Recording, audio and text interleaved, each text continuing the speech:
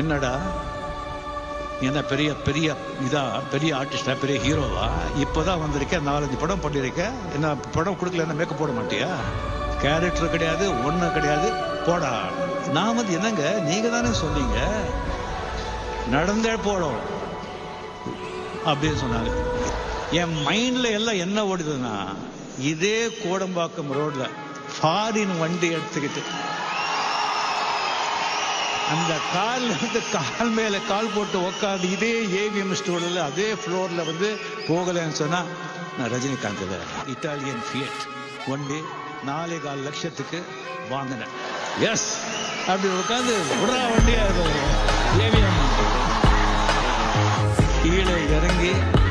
555 cigarette வண்டி மேல கை வச்சுட்டு